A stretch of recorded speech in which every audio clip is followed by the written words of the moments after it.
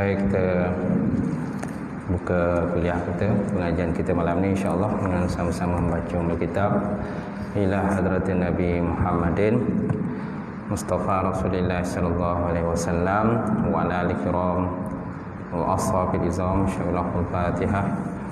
A'udzubillahi minasyaitonir rajim. Bismillahirrahmanirrahim. Alhamdulillahi rabbil alamin. Ar-Rahmanir Rahim. Maliki yaumiddin. Iyyaka na'budu wa iyyaka nasta'in. Ihdinas siratal mustaqim. Siratal ladzina an'amta 'alaihim ghairil maghdubi 'alaihim waladdallin. Amin. Assalamualaikum warahmatullahi taala wabarakatuh. Alhamdulillahillazi nahmaduhu wa nasta'in wa nastahdi wa na'udzu billahi min syururi anfusina wa min sayyiati a'malina. May yahdihillahu fala mudhillalah wa may yudlilhu fala hadiyalah. Asyhadu an la ilaha illallah wahdahu la syarikalah wa asyhadu anna Muhammadan 'abduhu wa rasuluh. Allahumma salli wa sallim ala sayyidina wa nabina wa maulana Muhammad wa ala alihi wa sahbihi ajma'in. Amma ba'd. Fa inna asdaqal hadis kitabullah wa khairal hadi hadi Muhammad sallallahu alaihi wasallam wa syarril umuri muhdatsatuha wa kullu muhdatsatin bid'ah wa kullu bid'atin dhalalah wa kullu dhalalatin finnar. Qala Allah Subhanahu wa ta'ala fi kitabil azim ba'da auzubillahi minasyaitonir rajim. Yarfa'illahu allazina amanu minkum wallazina utul ilma darajat. Maksudnya Allah SWT mengangkat orang-orang yang beriman dan berilmu di kalangan kamu akan beberapa derajat. Wa qala Nabi sallallahu alaihi wa ala alihi wa sahbihi wa baraka wa salam.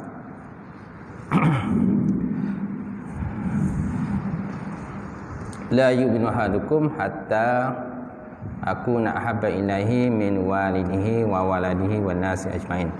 Maksudnya tidak sempurna iman salah seorang daripada kamu sehingga aku, kata Rasulullah, lebih ia kasihi, melebihi kasihnya kepada anaknya, melebihi kasihi pada ayahnya, melebihi kasihi pada ayahnya,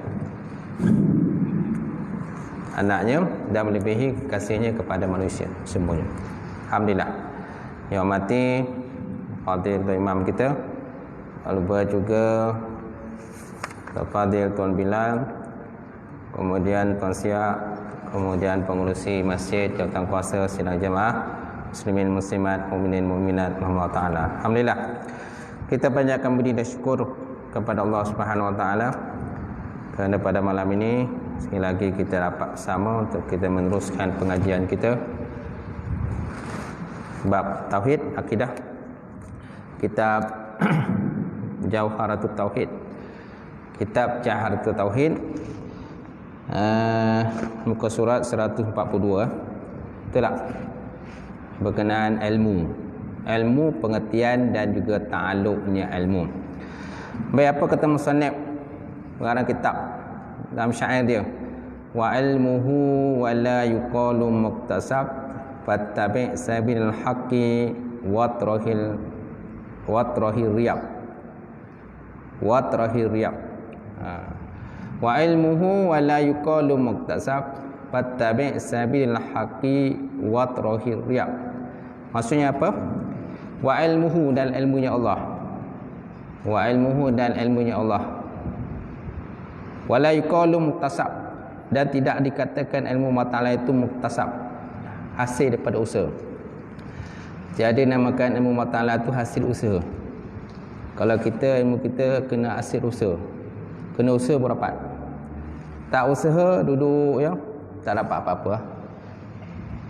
Kena usaha, kena belajar, kena mengaji, kena muzakarah macamnya. Kemudian fattabi' sabilal haqqi, maka ikutlah jalan yang hak, jalan yang benar. Jalan benar maksudnya jalan Ahlussunnah wal Jamaah. Watrahir riyab, dan campakkan oleh kamu segala keraguan. Segala Quran berkenaan dengan ilmu adalah macam mana ilmu Allah Ta'ala ni, macam mana kan, di mana ilmu Allah Ta'ala ni tidak ada zan, tidak ada syak, tidak ada waham. Tingkatan yakin je ilmu Allah. Kita kan ada masa zan, ada masa kan faham, ada masa kan syak, ada kan teradud kan, teradud apa, pulang pergi, kerja okey, kerja tak okey, kerja okey, kerja tak okey.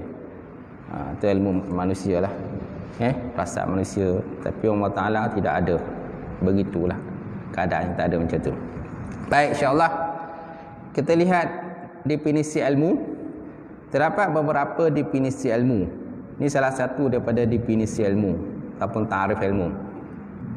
Kalau tuan-tuan mengaji kita tauhid lain lah. Banyak sebenarnya definisi ilmu ni. Dan kitab tauhid ni pun yang mensyarahkan Jawharatul Tauhid ni banyak. Bukan satu kitab yang mensyarahkan dia. Banyak kitab.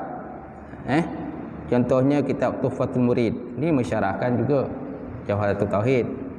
Apa lagi? Kitab Al-Bajuri. Maka kitab Ibrahim Bajuri itu pun dia mensyarahkan juga Jawharatul Tauhid.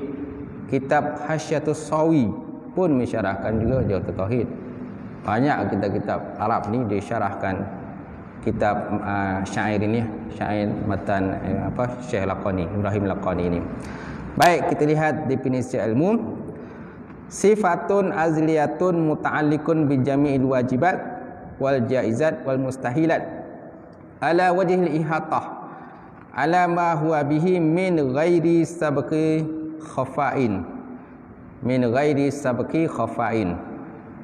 Satu sifat azali, satu sifat azali yang ta'alluq dengan sekalian benda yang wajib dan juga segala benda yang harus, wal mustahilat, dan juga segala benda yang mustahil, ala wajhil ihatah, di atas jalan meliputi, ala ma hiya bih min ghairi sabqin khifain, di atas dengan apa cara yang sememangnya sebenar, tanpa didahului oleh kesamaran, tanpa didahului oleh kesamaran. Itu dikatakan ilmu Allah Ta'ala. Satu sifat azali yang ta'aluk dengan sekalian benda yang wajib dan sekalian benda yang harus dan sekalian benda yang mustahil, di atas jalan ihatah, meliputi kan, meliputi segala sesuatulah, ala ma hiya bih min ghairi sabqi khafain, dengan apa yang memang sebenarnya caranya, keadaannya macam tu kan, tanpa dilalui oleh tersembunyi, tanpa terlalui oleh kesamaran. Berbeza dengan ilmu kita. Sesuatu kita, benda yang kita nak tahu tu, kadang-kadang sebelum kita tahu tu kita sama-sama dulu, sama-sama ataupun tak jelas. Dah kita pergi mengaji, dah kita pergi belajar, dah kita pergi berguru kan, kita pergi tanya orang tu, oh macam ni, barulah jelas. Sebelum ni tak jelas tuan. Bila tuan dah terangkan baru jelas. Macam tu. Itu ilmu yang ada pada manusia. Berbeza dengan ilmu Allah Ta'ala tadi. Allah Ta'ala mengetahui sesuatu itu tanpa diliputi oleh sesuatu kesamaran.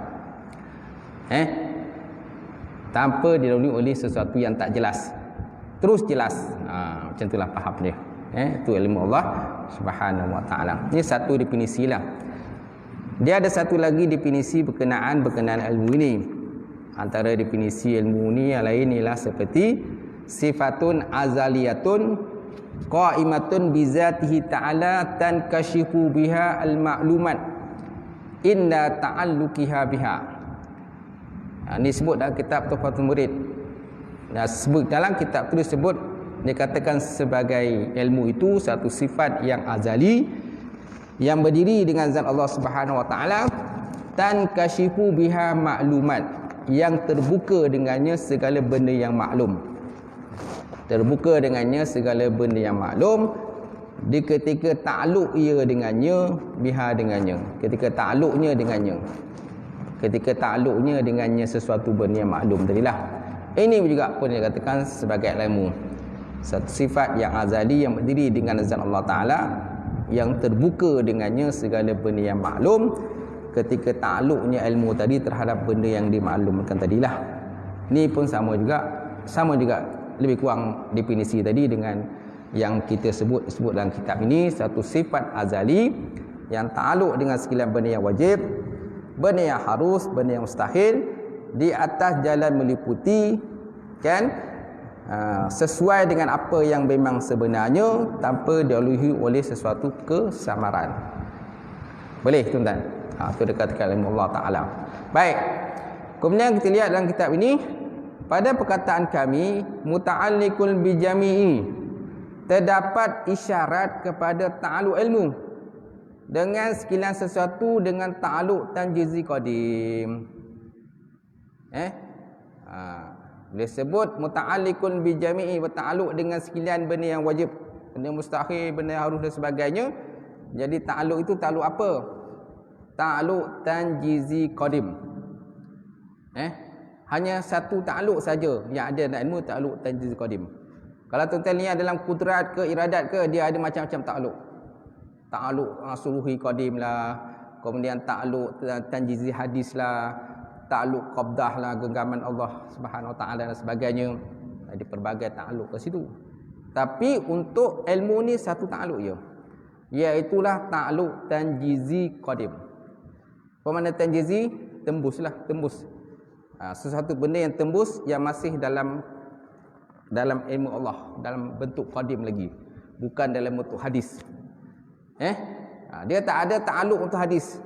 Ilmu ni tak ada ta'alluq untuk hadis. Sebab kalau ada ta'alluq hadis, benda baru, maka sudah tentu maknanya sebelum Allah Ta'ala tahu, mesti Allah Ta'ala tak tahu dulu. Sebelum Allah Ta'ala tahu, sudah tentu ada Allah Ta'ala tak tahu dulu. Jadi tak boleh, mustahil bagi Allah Ta'ala. Sebab benda hadis ni benda baru. Benda hadis benda baru. Jadi ilmu Allah Ta'ala ni duduk pada qadim saja, tidak ada duduk pada hadis. Berlainan dengan kudrat. Kudrat dia ada ta'alluq dengan benda baharu, benda yang qadim dan juga benda yang baharu. Itu tiada dalam pembahagian ta'alluq kan, yang terdapat dalam bab kudrat. Jadi apakah makna ta'alluq? Ta'alluq ialah talabus sifat amruz zaid min aniz zat, menuntut sifat pekerjaan tambahan, pekerjaan yang lebih di atas zat Allah Subhanahu Wa Taala. Itu dikatakan sebagai ta'alluq. Makna ta'alluq, asal makna ta'alluq sangkut lah. Tapi di sini bukan makna sangkut. Makna sangkut itu menuntut sifat akan pekerjaan tambahan di atas zat Allah Subhanahu Wa Taala. So maknanya tugas sifat kudrat ke ilmu dan sebagainya, dia bukan sahaja duduk pada zat Allah Ta'ala, tetapi dia ada fungsi lain, tugas lain, iaitulah kuasa, perkuasa dan juga perkehendak. Itu dengan ilmu Allah Subhanahu Wa Taala. Allah Ta'ala mengetahui. Cuma Allah Ta'ala mengetahui ini hanya di alam yang qadim saja, tidak ada ta'alluq dengan benda yang baru. Baik. Kemudian maka Allah Ta'ala mengetahui segala sesuatu pada azali sesuai dengan yang sebenarnya. Allah Ta'ala tahu pada azali terhadap segala sesuatu sesuai dengan sebenarnya keadaan sesuatu itu. Dan keadaan segala sesuatu itu telah terdapat pada masa yang lampau, atau terdapat pada masa sekarang, atau akan didapati pada masa yang mendatang. Adalah tingkatan-tingkatan pada sekalian perkara yang dimaklumi, yang tidak mengharuskan adanya perubahan pada ta'alluq ilmu. Maka yang berubah itu hanyalah sifat dari perkara yang dimaklumi sahaja, bukan ta'alluq ilmu itu. Ta'alluq ilmu itu tidak berubah, tetap ta'alluq ilmu itu ialah tanjizi qadim. Ta'alluq ilmu tetap tanjizi qadim. Okey. Tapi yang berubah itu adalah sifat. Yang berubah itu sifat daripada perkara yang dimaklumi tadi. Itu saja. Sifat daripada perkara yang dimaklumi, sama ada benda itu telah berlaku, sedang berlaku ataupun akan berlaku. Sedang berlaku, akan berlaku. Atau sekarang ni kita sedang berlaku. Apa kita tengah buat sekarang ini? Kita tengah mengaji, kita belajar, kita mendengar Ustaz Muhammad mengajar, kita sama-sama mengambil perhatian. Semaknanya perbuatan kita ini sedang berlaku lah. Okey. Yang telah berlaku, kita kat rumah tadi, kita pergi mana-mana mengayau dan sebagainya, kan? Itu telah berlaku. Akan berlaku lepas ini. Tak tahu pula lepas ni kita nak ke mana pula. Ada kunuri ke, makan kambing, kai kambing ke dan sebagainya. Tak tahu lagi. Okey. Baik, seterusnya. Dan bagi ilmu tu tidak ada ta'alluq suluhi dan tanjizi hadis. Kerana kalau tidak begitu, nescaya lazimlah kejahilan kepada Allah. Dia kata. Dan bagi ilmu tu tidak ada ta'alluq suluhi dan tidak ada tanjizi hadis. Kerana kalau begitu, nescaya lazimlah kejahilan pada Allah. Sebab adalah kerana orang yang patut untuk mengetahui, bukanlah hakikatnya orang itu mengetahui. Sebut di sini dia kata, kenapa tak ada begitu? Kenapa tak boleh? Tanjizi hadis. Sebab adalah kerana orang yang patut untuk mengetahui, bukanlah orang itu mengetahui sebenarnya. Macam kita lah. Kita ni orang yang sedia menerima mengetahui. Sedia menerima sesuatu ilmu yang orang bagi pada kita.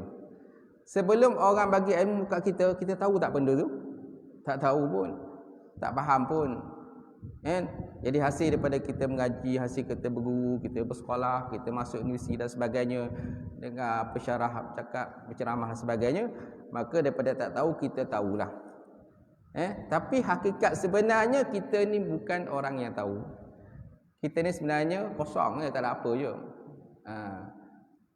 Kita hanya menerima pinjaman ilmu daripada Allah saja. Tak? Kalau Allah tarik ilmu kita ni anytime ya, kita pun tak tahu apa. Contoh tengok kalau orang insiden kepala terantuk kan. Bukan kepala terantuk je, kadang terpaksa operate pula, buang dia punya tengkorak tu kan. Saya tengok orang macam tu. Kerana keadaan orang macam tu, kadang dia lupa. Suami dia pun dia lupa kan, rumah dia lupa, anak-anak pun lupa, dia tak ingat dah. Hilang ingatan dia habis. Kalau sebelum ni mungkin dia seorang yang pakar ini, seorang yang alim dan sebagainya, tapi bila dah berlaku macam tu, hilang ingatan, tak ingat apa-apa dah macam tu. Sebab apa? Kerana hakikat ni kita ni memang sebenarnya kita tidak tahu. Kita kosong sebenarnya. Kita hanya diparking sebentar lah Allah Ta'ala ilmu dia kepada kita. Maka kita dapatlah kita sesuatu ilmu. Baik. Jadi kalau sebut dalam dia punya kalimat Arabnya, dia kata as-salihu li'anna ya'lama laysa bi'alim. As-salih maksudnya orang yang patut untuk tahu, li'anna ya'lama laysa bi'alim. Bukanlah orang yang mengetahui. Kerana orang yang patut mengetahui sebenarnya bukanlah orang itu mengetahui.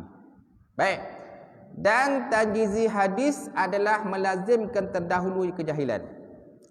Itu sebabnya tak boleh kita letakkan tanjizi hadis kepada Allah Ta'ala, kepada ilmu Allah.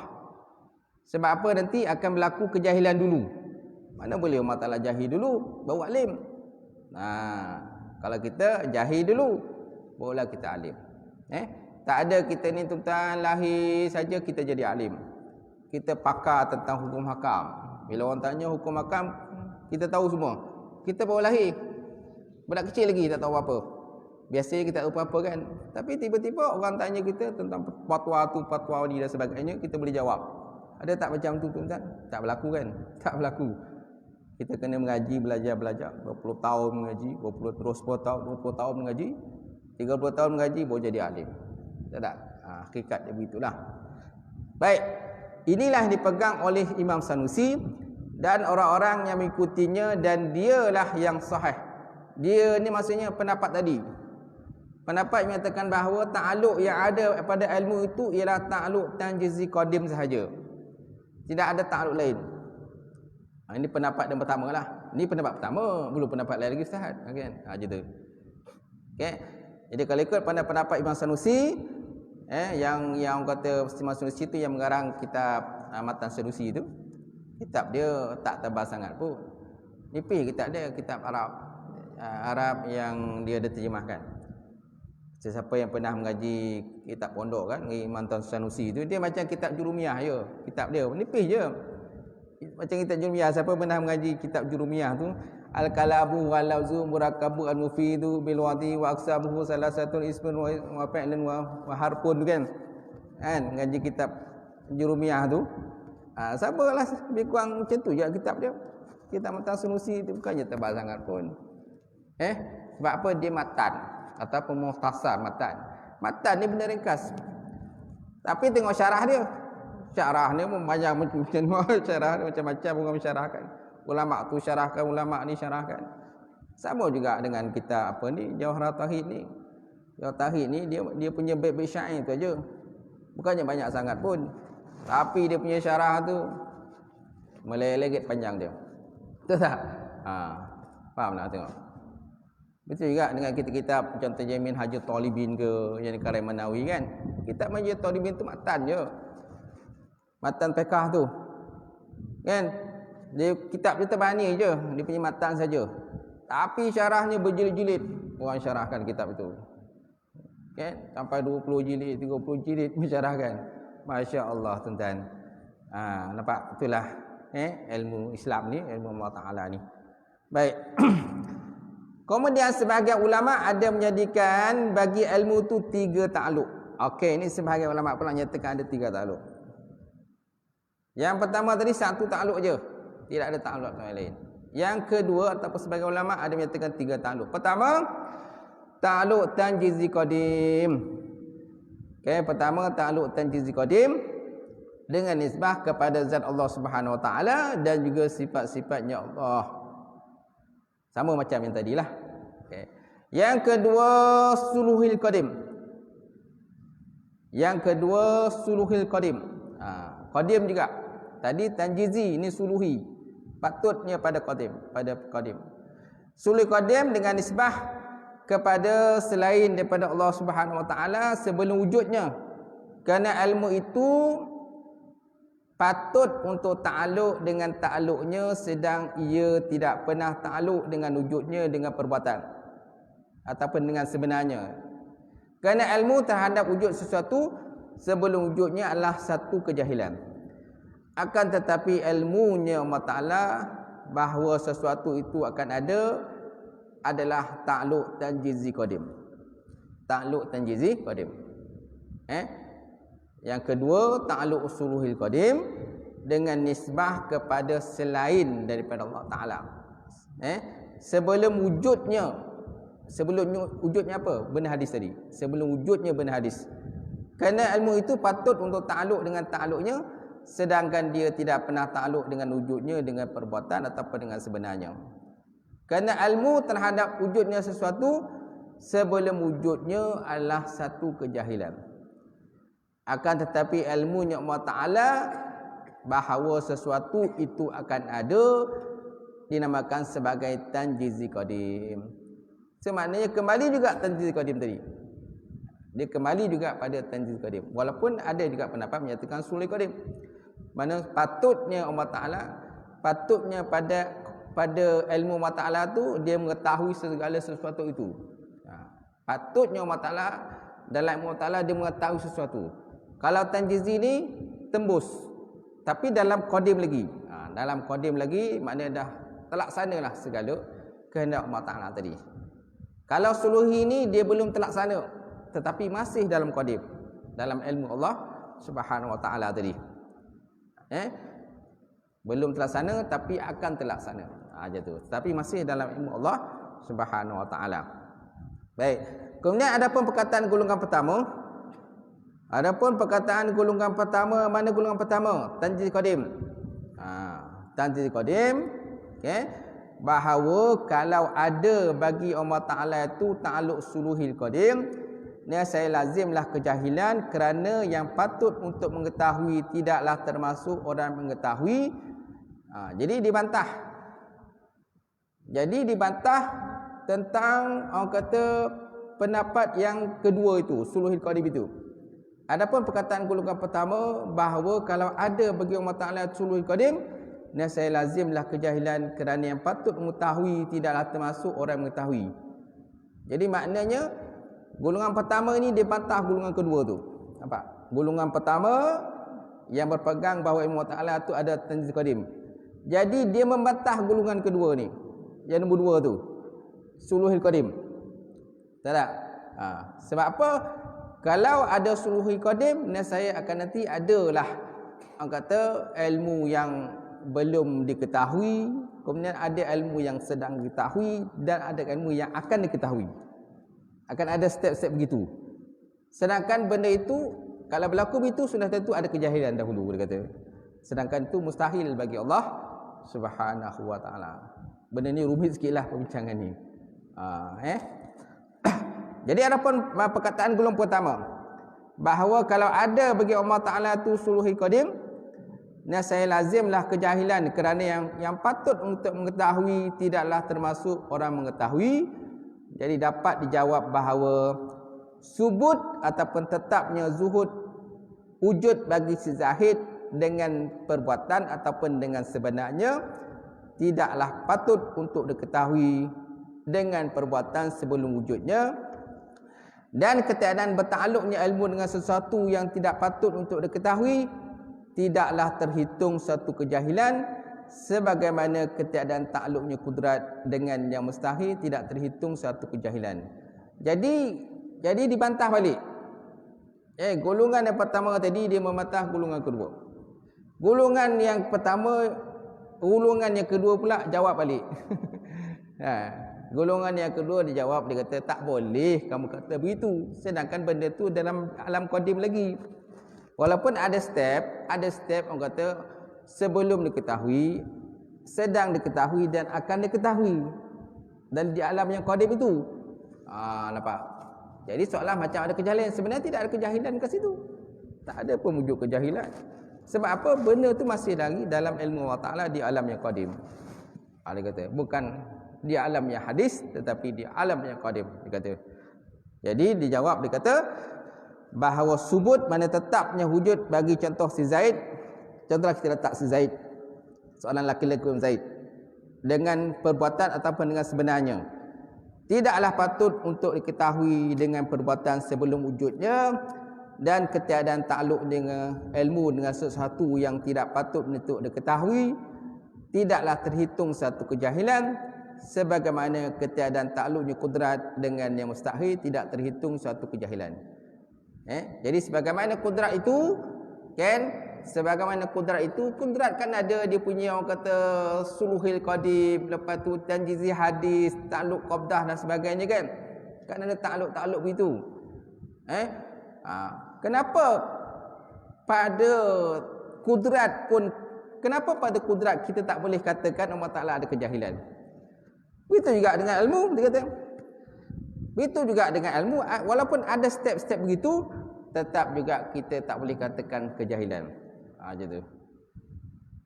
Tetap juga kita tak boleh katakan sebagai kejahilan. Tetapi itu semua dalam ilmu Allah Subhanahu wa taala.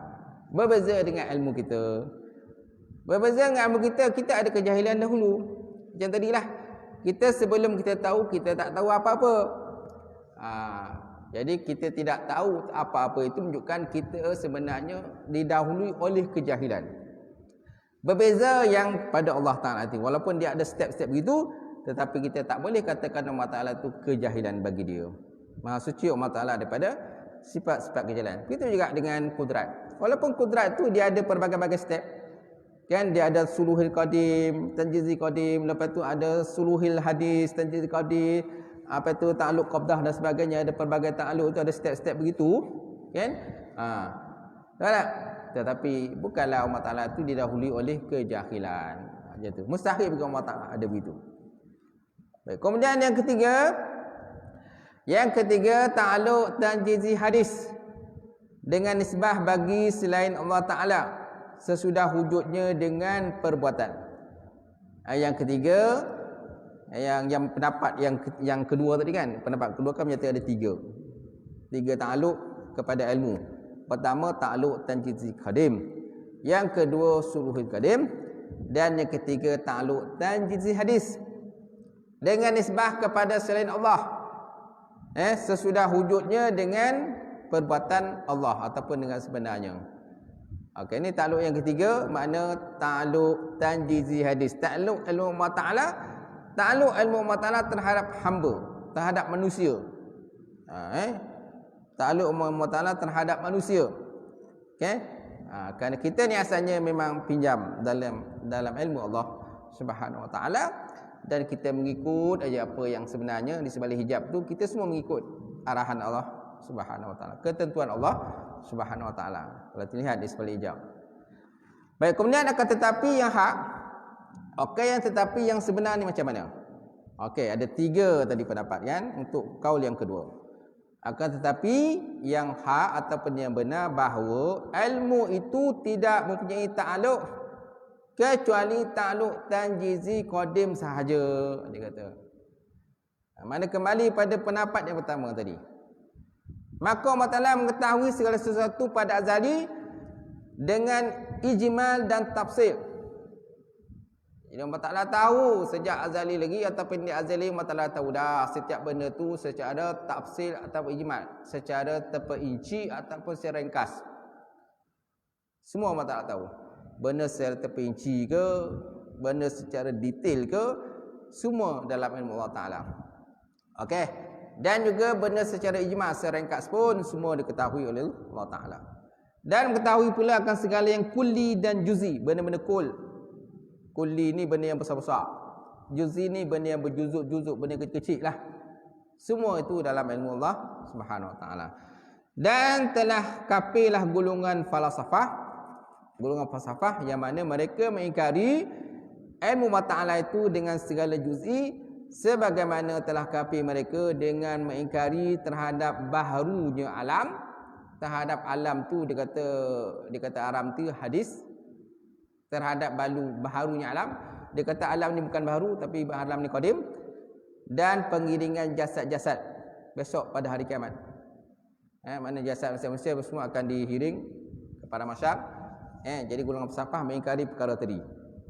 Jadi golongan falsafah mengingkari bahawa ilmu Allah Ta'ala dia tahu benda kulli saja, benda juzi dia tak tahu. Okey. Kemudian golongan falsafah juga menyatakan bahawa Allah Ta'ala menjadikan alam ini qadim, bukan hadis. Sedangkan apa kita faham, alam ini adalah hadis, bukan qadim. Okey. Yang ketiga, pengiringan jasad-jasad manusia besok akan dibawa pada masyarakat untuk dihisap. Dihisap akan segala amalan-amalan mereka itu. Jadi bagi golongan-golongan falsafah ini, mereka kata jasad-jasad tidak akan dihiring ke pada masyarakat. Jadi kemungkinan ruh sajalah. Mungkin ruh saja yang akan dibawa besok, dihisap oleh Allah Subhanahu wa taala di padang mahsyar. Jadi jasad-jasad tubuh badan manusia tidak akan dihiring. Sedangkan apa kita tahu bahawa batang tubuh kita semua akan dibawa untuk dihitung segala amalan manusia di padang mahsyar. Baik. Dengan demikian, maka kafirlah golongan falsafah itu adalah dengan 3 perkara sebagaimana dikatakan oleh sebahagian daripada ulama. Apa kata ulama? Bisalasatin kafaral falasafah, bisalasatin kafaral falasifah al-ida is ankaruha wahya musabbatan, wahya musbatah kan, ilmun bijuziyin hudusu awalim hasrun li ajsadin wa kanat maitah, hasrun li ajsadin wa kanat maitah. Dengan 3 perkara kafirlah golongan falsafah yang dahulu menyalahi ketika mereka mengingkari sedangkan dianya telah ditetapkan Allah Ta'ala. Pertama, ilmu dengan juzi. Jadi golongan falsafah mendakwa ilmu Allah Ta'ala ni hanya benda-benda yang kasar-kasar, benda yang kul-kul saja. Benda juzuk-juzuk Allah Ta'ala tak tahu, benda kecil-kecil tak tahu. Okey. Yang kedua, mereka juga kata baharunya alam. Sedangkan alam ni memanglah baru. Tak? Tapi dia kata alam bukan baru, alam ni qadim, alam sedia. Berbeza dengan kita, alam adalah benda yang modis, benda yang baru yang diciptakan oleh Allah Subhanahu, benda hadis. Sedangkan Allah Ta'ala tu muhdis. Kita hadis, benda baru. Muhdis siapa yang membaharukan kita? Itulah Allah Subhanahu wa taala. Kemudian yang ketiga, pengiringan bagi jasad-jasad yang sudah mati besok, yang akan dihitung segala amal manusia besok di hari kiamat. Jadi mereka mengingkari pengiringan itu. Kata tak ada. Ya ada ruh sajalah akan bawa. Baik, kemudian dan Allah Ta'ala mengetahui akan sesuatu yang tiada penghabisan baginya, serta kesempurnaannya Allah, dan termasuk pada demikian itu ilmunya Allah. Maka Allah Ta'ala mengetahui dengan ilmunya bahawa dia mempunyai ilmu. Jadi Allah Ta'ala mengetahui dengan ilmunya bahawa dia mempunyai ilmu. Okey. Faham kan? Okey.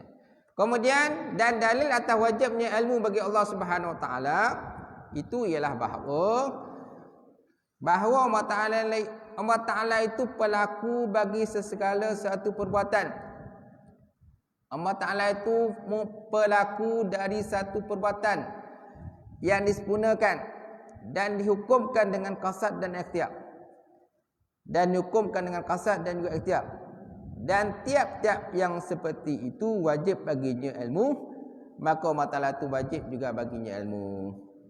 Jadi Allah Ta'ala ini pelakulah, pembuat kepada segala satu perbuatan. Dan bila Allah Ta'ala buat satu benda itu dengan qasad Allah dan dengan ikhtiar dia, bukan dipaksa-paksa. Kita ni kadang-kadang kena paksa. Tak paksa kita tak nak buat. Tak paksa tak nak buat. Tapi Allah Ta'ala tidak ada paksa. Dia ikhtiar. Dan tiap-tiap yang seperti itu wajib baginya ilmu, kerana Allah Ta'ala itu wajib baginya ilmu. Kalau sebut dalam kitab Arab dia kata Allahu fa'ilan. Allahu fa'ilan fi'lan muttaqinan wa hukman biqasdi wa ikhtiar. Allah Ta'ala itu fa'il, perbuatan, ataupun orang yang melakukan satu perbuatan yang disempurnakan, perbuatan yang sempurna, dan dihukumkan dengan perbuatan tadi dengan qasad dan juga ikhtiar Allah Subhanahu Wa Taala, tidak ada paksa apa-apa, kan? Dan tiap-tiap yang seperti itu wajib baginya ilmu, maka Allah Taala itu wajib baginya Allah Taala itu sifat ilmu. Allah Taala itu sifat ilmu. Dan Allah Taala sebut dalam Quran, dia kata wallahu samiun alim. Dan dia maha mendengar lagi maha mengetahui. Dia maha mendengar lagi maha mengetahui. Dan mengetahui Allah Ta'ala itu tidak ada terhijab walaupun sedikit pun. Kan sama ada benda yang ada bunyi ke tak ada bunyi pun, semua dalam pengetahuan Allah Ta'ala. Okay? Dia mendengar. Dia mendengar benda bunyi ke tak bunyi ke. Kan? Kemudian tentang ilmu Allah Ta'ala tadi, dia mengetahui semua segala sesuatu tu. Daripada benda yang kecil kepada benda yang besar. Benda yang tak nampak kepada benda yang nampak, semua diketahui oleh Allah Subhanahu Wa Taala. Sedangkan ilmu kita ni terbataslah. Ilmu kita terbatas, kan? Kemudian kita tak semua benda yang kadang kita tahu. Itu sebab manusia ni dia perlukan kepada musyawarah. Bila suatu benda yang dia nak putuskan, dia kena ada musyawarah. Allah Taala ada musyawarah tak? Bila nak putuskan sesuatu, tak perlu Allah Ta'ala bermusyawarah. Tak perlu Allah Ta'ala nak panggil para malaikat, kita buat meeting hari ni, siapa nak sediakan minit mesyuarat? Tak. Tak perlu nak sediakan mesyuarat. Kita kalau kita nak buat function benda yang besar-besar, perlu mesyuarat tak? Perlu. Kita nak buat orang kata sambutan Isra' Mi'raj. Kita nak buat sambutan Maulid Rasul. Kita nak buat itulah, kita nak buat ni dan sebagainya. Perlu tak bermusyawarah tuan-tuan? Perlu. Kalau tidak kan kita orang kata one man show, kata shock sendiri je lah. Shock sendiri dan program tidak akan berjaya. Sebab apa? Kerana dia melibatkan komuniti kan. Dia mesti ada orang ramai. Dia mesti ada jawatan kuasa pelaksana. Tak ada jawatan kuasa, tak akan terjadi program. Banyak benda nak kena panggil kan, buat meeting. Sekolah contoh nak buat program, mesti panggil cikgu. Kita buat mesyuarat tubuh jawatan kuasa. Untuk kita nak pelaksana nak buat program. Tak tubuh memang tak berjaya lah. Sok sendirilah kan. Allah Ta'ala tidak begitu. Allah Ta'ala tidak ada, orang kata sediakan minit mesyuarat. Allah Ta'ala tak perlu panggil untuk buat mesyuarat. Ahli mesyuarat tak ada. Tak perlu nak bagi alawan mesyuarat. Kalau kita tak ada alawan mesyuarat, tak datang mesyuarat. Ada alawan mesyuarat, alhamdulillah kita datang. duit minyak lah. Macam tu lah. Tapi ada orang tak kisah pun. Ada, tak ada, sudah. Kan? Baik. Jadi jika dikatakan sesungguhnya dalil itu hanyalah memberi pengertian akan ilmunya Allah Ta'ala dengan perkara-perkara yang jaiz sahaja, maka apakah dalil atas ilmunya dengan perkara-perkara yang wajib dan mustahil? Jika dikatakan sesungguhnya dalil mana tuan-tuan? Dalil atas tu lah. Dalil atas tu. Dan dalil atas wajibnya Allah Ta'ala itu adalah bahawa Allah Ta'ala itu pelaku dari suatu perbuatan yang disempurnakan. Okey. Sesungguhnya dalil ini hanyalah memberi pengertian akan ilmunya Allah Ta'ala dengan perkara-perkara yang jaiz sahaja, benda yang benar harus sahaja. Maka apakah dalil atas ilmunya Allah Ta'ala dengan perkara-perkara yang wajib dan mustahil? Maka dijawab ataupun dibantah bahawa dalil yang demikian adalah dalil ketiadaan perlunya Allah Ta'ala kepada mukhasis. Dalil ke atas itu, baris atas itu, dalil yang demikian adalah dalil ketiadaan perlunya Allah Ta'ala kepada mukhasis. Apa makna mukhasis? Orang yang mencipta Allah. Mukhasis ni Tuhan yang mencipta Allah, sedangkan Allah Ta'ala tidak perlu kepada Tuhan yang menciptakan. Kalau tuan-tuan lihat dalam kata makna qiyamuhu ta'ala binafsih. Apa makna qiyamuhu ta'ala binafsih? Sifat Allah Ta'ala yang berdiri dengan sendirinya. Maksud qiyamuhu ta'ala binafsih maksudnya ialah la yahtaju ila mahalin wala mukhassisin. Tidak berhajat kepada zat dan tidak berhajat kepada zat yang mencipta dia dan tidak kepada orang yang mencipta dia. Tidak berhajat pada tempat dan orang yang mencipta dia. Muhassis lah. Allah Ta'ala tidak berhajat pada orang yang mencipta Allah. Kerana Allah Ta'ala terjadi dengan sendirinya. Terjadi dengan sendirinya. So, kenapa dia nak perlu kepada pencipta? Setiap benda yang kena cipta sudah tentu lemah. Tak? Setiap benda yang cipta hakikatnya mesti lemah. Sebab apa? Ada Tuhan yang mencipta dia. Kalau Allah Ta'ala ada Tuhan menciptanya, sudah tentu akan timbul pertanyaan. Siapa pula yang mencipta Tuhan-Tuhan? Kan? Contoh Allah Ta'ala ciptakan oleh Tuhan A. Habis siapa pula yang menciptakan Tuhan A ini? Oh, Tuhan B. Habis siapa cipta Tuhan B pula? Jadi akan berlaku dur. Kan? Bertali rantai macam tu, tak putus-putus lah. Jadi menunjukkan itu kelemahan kepada Allah. Akan berlaku kelemahan. Baik. Jadi bahawa dalil yang demikian adalah dalil ketiadaan perlunya Allah Ta'ala kepada muhassis. Kerana kalau Allah Ta'ala tidak berilmu dengan sekalian benda yang wajib dan benda yang mustahil, nescaya dia memerlukan kepada orang yang akan menyempurnakannya. Maka lazimlah bahawa dia itu baharu lantas memerlukan kepada muhassis, kepada Tuhan yang menjadikan Allah. Dan telah terdahulu dalil ketiadaan perlunya Allah kepada muhassis. Allah tidak perlu kepada muhassis. Allah Ta'ala tidak perlu pada Tuhan yang menciptakan dia. Kerana perlu penciptaan dia menunjukkan dia lemah. Menunjukkan lemah. Macam kita ni lemah. Sifat kita lemah. Kenapa? Kerana kita dicipta oleh Allah Subhanahu Wa Ta'ala. Apa dalilnya kita lemah? Lemah kita ni, segala keperluan kita kadang-kadang tak pernah, kadang-kadang ada kita nak tapi tak tercapai. Betul tak? Itu lemah kita. Ada benda-benda kadang-kadang kita nak benda tu tapi tak tercapai-capai. Betul tak? Ada tak? Ada kan? Ada benda satu kadang kita nak tapi tak tercapai-capai. Itu menunjukkan kita lemah. Itu satu. Satu lagi kudratlah kita. Kudrat kita, tenaga kita. Mata pun dah kurang torang lah tu. Dulu kecil-kecil torang tak mata kita. Torang tak payah spek dah. Sekarang ni cuba. Kemudian kalau naik bukit macam mana?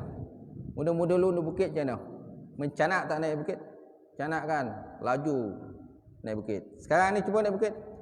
Kau tak hongeh kan? Kau tak hongeh kan? Mencungap kan? Kecuali kalau orang biasa naik bukit lah. Memang dia kerja motong rotah. Memang rotah dia memang lagi bukit. Setiap hari dia panjat bukit. Cuba lawan dengan dia. Kalah kita. Sebab kita memang biasa duduk lah aircon je. Duduk rumah ada aircon. Tak ada aircon kan mula menggelisah je. Mana aircon ni? Cuba hantar pergi repair. Pastikan aircon kita cepat. Okey, baik. Baik, insyaAllah. Okey, itu sahaja tentang perbincangan kita malam ni, insyaAllah. Akan datang kita sambung lagi perkataan musannaf wala yuqalu muktasab. Dan tidak kita katakan ilmu Allah Ta'ala itu dengan muktasab, mana dengan hasil usaha. Wallahu a'lam bishawab. Sekadar itulah perbincangan kita, insyaAllah. Dengan masa yang terbatas. Mudah-mudahan dengan pengajian perbincangan malam ini, insyaAllah sikit sebanyak akan meningkatkan ilmu kita. A'udzubillahi minasyaitonir rajim. Bismillahirrahmanirrahim. Alhamdulillahirabbil alamin wassalatu wassalam ala syafi'il mursalin wa ala alihi washabbihi ajmain.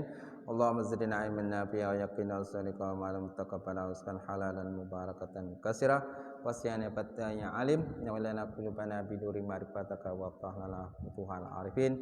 Allahumma ijma'na hadza jam'al marhuma wa tafarraqna min ba'di tafarruqan ma'suma. Allahumma inna na'udzubika min jahdil bala wa dakish syaqa wa su'il qada wa samasatil a'da. Allahumma inna na'udzubika min azabil qabri wa min azabin nar wa min fitnatil mahya wal mamat wa min fitnati masiihid dajjal ya arhamar rahimin. Rabbana atina fid dunya hasanah wa fil akhirati hasanah wa qina azabannar. Subhana rabbika rabbil izzati amma yasifun wa salamun alal mursalin. Alhamdulillahirabbil alamin. Qabbalallahu minkum.